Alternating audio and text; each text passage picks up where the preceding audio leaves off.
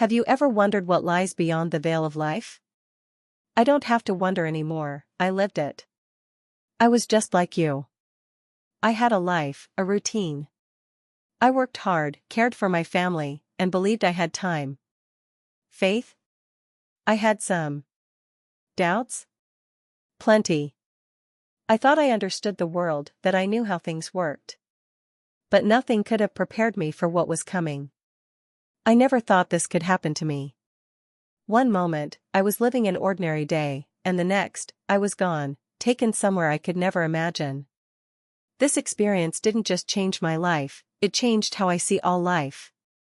I remember everything about that day. The way the air smelled, crisp, like rain was coming. The hum of distant traffic. The warmth of the sun pressing against my skin. It was just another ordinary afternoon, one of 1,000 I'd lived before. I had no idea it would be the last one I'd ever experience, at least, in this life. It happened so fast. One moment, I was driving, music playing softly, my thoughts drifting between errands and plans for the week. Then, out of nowhere, a flash of movement. Headlights. A sickening crunch. The world spun. My body lurched forward, my hands instinctively gripping the wheel. A sound, metal twisting, shattering, breaking. And then, nothing. Silence. But not the kind you hear with your ears, the kind that presses in from all directions, thick and suffocating. I wasn't in my car anymore. I wasn't anywhere. Yet, I was aware. I could feel something pulling me, lifting me, like I was being carried by an unseen force. I turned, no, not turned. There was no body to turn. But I shifted my awareness and saw myself. My own body, crumpled, motionless. People running. A voice yelling for help. Someone pressing their hands to my chest, their face a mask of panic. I should have been afraid. I should have felt something, pain, terror, anything. But I didn't. Instead, I felt weightless, as if I were made of air and light. And then, I felt warmth. A tunnel opened before me, stretching infinitely in a direction I couldn't name. It wasn't made of stone or mist or anything of this world, it was pure light. And from the depths of that light came a presence, a love so powerful that I felt it before I saw it. Then, I saw him. At first, it was just brilliance, light that was alive, moving, breathing. And then, like the way dawn reveals the world in slow, golden strokes, I saw a figure step forward. Jesus. He didn't look like the paintings or the statues. There were no grand robes, no distant, untouchable gaze. He was radiant, yes, but there was something else, something more real than anything I had ever seen before. His eyes. They held galaxies in them, endless depths of knowing and compassion. He looked at me, and in that instant I understood everything. I didn't hear words in the way we do on earth. His voice wasn't sound, it was truth, flowing directly into my soul. It's not your time. I didn't want to leave. How could I? In his presence, I felt the weight of every fear, every doubt, every mistake dissolve like mist in the morning sun. There was no shame. No regret. Just love. The kind of love that makes you whole. But he wasn't done. Then came the visions. 3 moments, 3 great shifts that would come to the world, specifically, to the United States. The first, a great spiritual awakening. I saw people, thousands, millions, on their knees, not in despair, but in unity. Barriers of race, politics, and status fell away as people reached for something greater than themselves. There was prayer in the streets, not just in churches, and a hunger for truth deeper than ever before. I saw young and old alike lifting their hands, crying out, and the presence of God moving like wildfire across the nation. The second, a time of great trials. The sky darkened. The earth trembled. I saw storms raging, floods swallowing cities, the ground splitting apart. The economy teetered, uncertainty gripped the hearts of many, and fear spread like a shadow. But in the chaos, there were lights, people who stood firm, unshaken, spreading hope when all seemed lost. This was a test. A refining fire. And the third, a restoration beyond anything imagined. I saw communities rebuilding, not just physically, but spiritually. Love in action, neighbors feeding neighbors, strangers helping strangers. It wasn't just about survival, it was about transformation. The trials had forged something new, something unbreakable. And at the heart of it all, I saw him, his presence moving among the people, guiding them, strengthening them.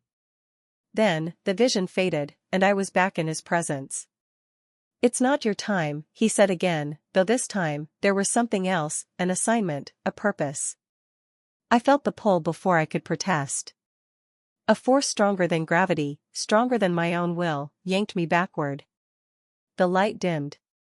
The warmth faded. I was falling, fast and hard, back into the limits of flesh and bone. And then, I gasped. Pain exploded in my chest. My body felt like it had been set on fire. Someone was crying nearby. I opened my eyes to a world that suddenly felt too small, too heavy, too dim. I was back. When I first opened my eyes, the world felt wrong. Everything around me was loud and heavy, and the sharp sting of pain in my chest made it hard to breathe. My body, which I had been so unaware of just moments before, now felt like a prison, weak, broken, and weighed down. I remember the voices around me, panicked, relieved, disbelieving. A paramedic leaning over me said, "We got you back." Back. The word echoed in my mind, and all I could think was, no. I was home, and now I'm here. The shock of reawakening was overwhelming. Colors seemed dull, sounds muffled, like I was looking at the world through a fogged window. I could see the concern on people's faces, the tears in my family's eyes, the trembling relief in their voices. But I couldn't feel it the same way. My heart ached, not from the trauma I'd endured, but from the longing to return to where I had been. Then came the questions. The disbelief. The doctors, the nurses, my family, all of them asking how I was still here. And as I began to tell them pieces of what I had experienced, their reactions varied.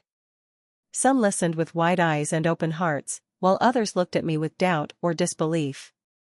Maybe it was the brain, one doctor said. Lack of oxygen can do strange things. But I knew better. I doubted myself at first. Could it really have happened?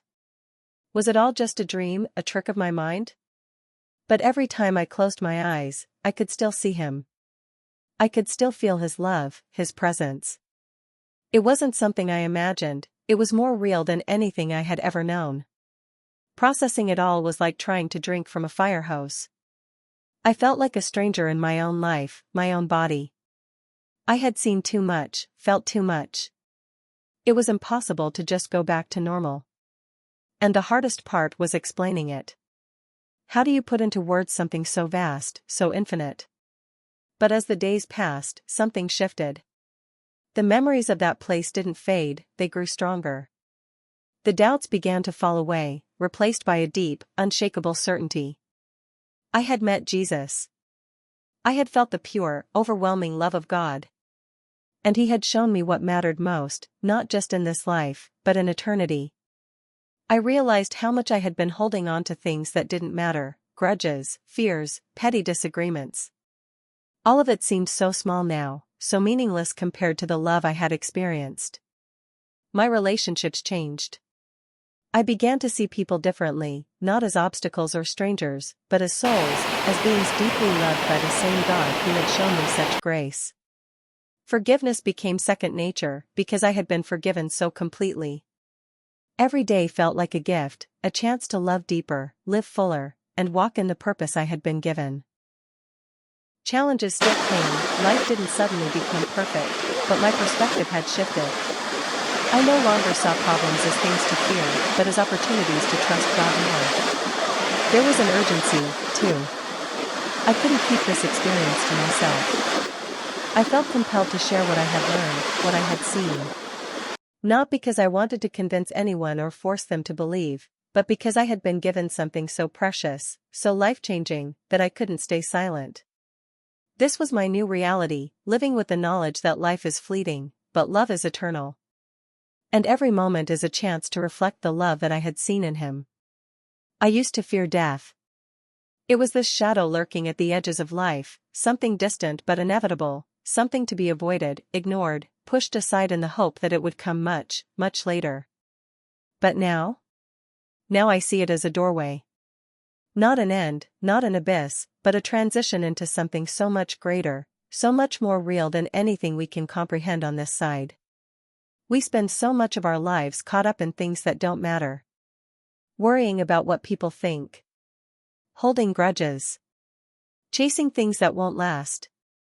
But when I was on the other side, none of that existed. There was only love. Pure, unshakable, infinite love. And I realized, that's what connects us. Not fear. Not division. Love. It's always been about love. I know there are people listening who may doubt my story. Maybe you think it was just my brain, some trick of chemicals and neurons firing in a last desperate attempt to make sense of the unknown. And I understand that. If I hadn't experienced it myself, maybe I'd wonder the same thing.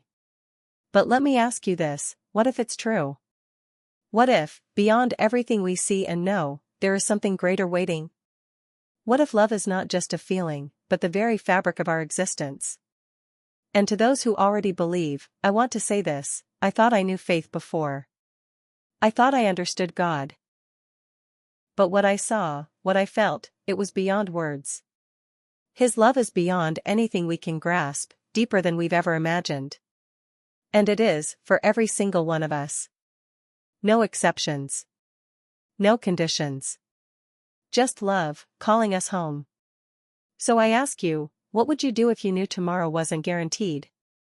If today was your last, what would truly matter? Would it be the arguments, the grudges, the fears? Or would it be the love you gave, the kindness you shared, the people whose lives you touched? Because that's what lasts. That's what we take with us. And that's what I came back to tell you.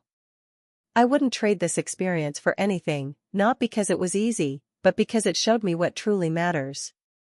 It stripped away all the distractions, all the things I thought were important, and left me with one undeniable truth: love is everything. It's what we're made for, what we're meant to give, and what we carry with us beyond this life. Maybe you've had an experience like this. Maybe you felt something unexplainable, something bigger than yourself. Or maybe you've just wondered, what happens when this life ends? Is there really something more? I'd love to hear your thoughts. If you've ever gone through something like this, or even if you have questions, share them in the comments. Let's start a conversation. Because life is a gift. No matter how long or short, it's precious. And I believe we're meant to live it with purpose, with love, and with faith. None of us know how much time we have, but we do have this moment, right now. Let's make it count. If this story resonated with you, if you want to hear more real experiences like this, make sure to subscribe. There are so many stories out there, stories of hope, transformation, and faith. And I can't wait to share more of them with you.